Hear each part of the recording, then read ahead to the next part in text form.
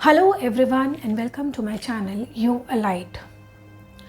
आज की कहानी उन लोगों के लिए who believes in miracle, who believes in God.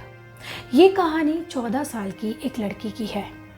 ये कहानी उस समय की है जब एक दूसरे से बात करने के लिए या एक दूसरे को जानने के लिए माध्यम सोशल मीडिया नहीं बल्कि एक दूसरे के साथ किया हुआ व्यवहार होता था। जब एक पड़ोसी दूसरे पड़ोसी के लिए किसी रिश्तेदार से कम नहीं था। ये कहानी उस समय की है जब ये 14 साल की लड़की अपनी एक पड़ोसन जिनको वो आंटी बुलाती थी उन्हें इंग्लिश पढ़ाती थी और बदले में वो उसे पैसे नहीं बल्कि अच्छी अच्छी डिशेस बनाकर खिलाती थी। एक सुबह उस लड़की को पता चला that her father met with an accident. Within no time her life turned upside down.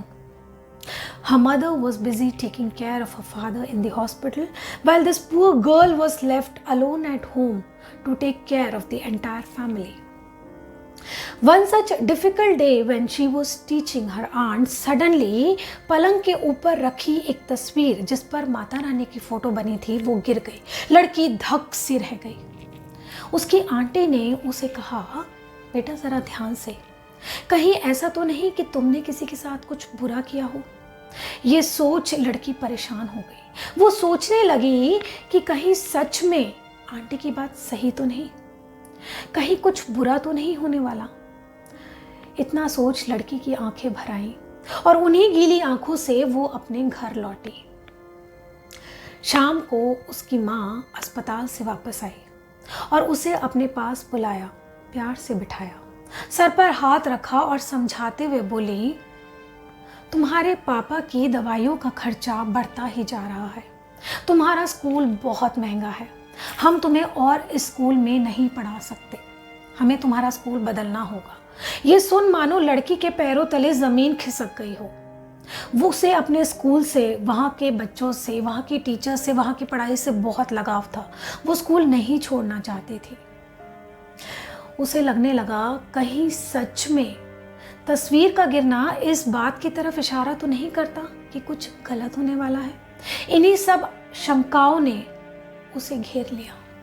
उसने अपनी आंखों को मूंदा और कुछ पलों के लिए अपने मन को समझाया। फिर पूरे विश्वास के साथ उसने अपनी आंखें खोली और कहा अपने आप से कि नहीं, मेरे साथ गलत नहीं हो सकता।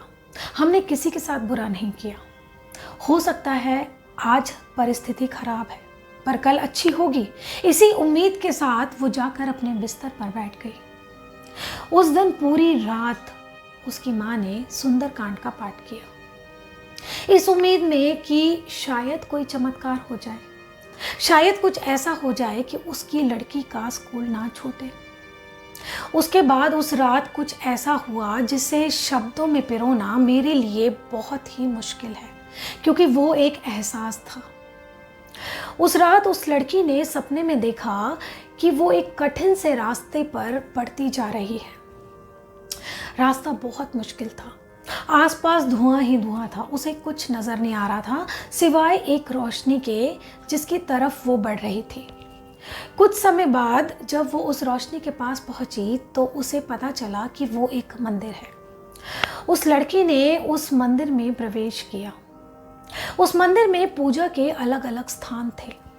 वो पूरे मंदिर में घूमने लगी और तभी उसकी नज़र एक ऐसे पूजा के स्थान पर पड़ी जिसे देख उसके होश उड़ गए। उस पूजा के स्थान में खाली फ्रेम लगा था।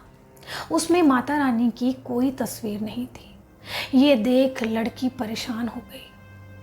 वो वहीं बैठ गई और उस तस्वीर को देखती रह गई। कुछ समय बाद ऐसा कुछ हुआ जिस पर यकीन कर पाना बहुत ही मुश्किल है। जो तस्वीर हकीकत में उस पलंग के ऊपर से गिरी थी वो सेम तस्वीर ऊपर से आते हुए फ्रेम में फिट हो गई।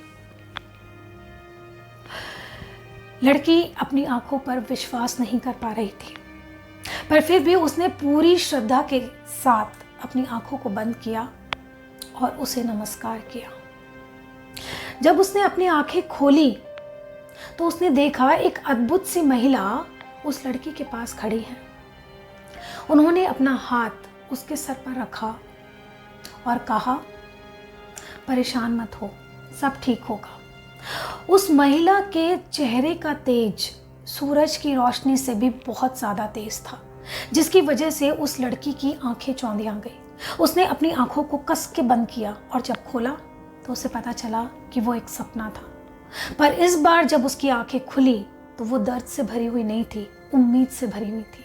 उन्हीं उम्मीद भरी आंखों से वो भागकर अपनी आंटी के पास गई और सिर्फ इतना कहा कि मैंने किसी के साथ कुछ गलत नहीं किया, सब अच्छा होगा। इसी नई आशा के साथ वो अपने स्कूल पहुंची। स्कूल में उसकी माँ ने पहले से ही प्रार्थना पत्र दिया हुआ था, जिसमें उन्होंने लिखा था कि वो अपनी लड़की का स्कूल बदलना चाहती हैं।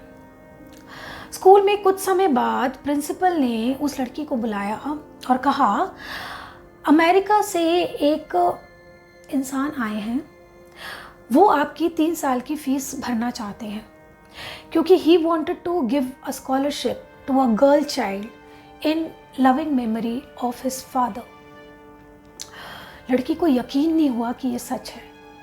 उसके आसपास उसकी सारी फेवरेट टीचर्स खड़ी थी, जो उसे बड़े प्यार से निहार रही थी। She was so happy. सबने कहा, अब तुम्हें स्कूल नहीं छोड़ना पड़ेगा। उस लड़की ने प्रिंसिपल से कहा, क्या मैं उस इंसान को थैंक यू बोल सकती हूँ? जिस पर प्रिंसिपल ने जवाब दिया, नहीं, वो इंसान जा चुके हैं। ही डोंट वांट कि किसी को पता चले कि उन्होंने मदद की है। This miracle happened in a day, but to reach this miracle the effort और जो विश्वास इस मिरेकल के लिए होना चाहिए, दैट मैटर्स अ लॉट। आप लोगों ने मैनिफेस्टेशन के बारे में बहुत सुना होगा। मैनिफेस्टेशन के बहुत इंपॉर्टेंट रूल होते हैं कि आप किसी के साथ गलत ना करें और जिस चीज़ को आप मैनिफेस्ट कर रहे हैं वो किसी और का दिल ना दुखाए। ये कहानी उतनी ही सच्ची है जितना कि सच, और मैं इस बात को इतने विश्वास से इसलिए कह सकती हूँ क्योंकि वो 14 साल की लड़की और कोई नहीं, मैं थी। मिरेकल्स उनके साथ होते हैं जिन्हें विश्वास होता है कि आज भले ही सिचुएशन कैसी भी है, but it is for a better tomorrow. Miracles उनके साथ नहीं होते जो हार मानकर बैठ जाते हैं, जिन्हें लगता है कि कुछ बदलेगा ही नहीं। So let's spread positivity and goodness. Thank you so much.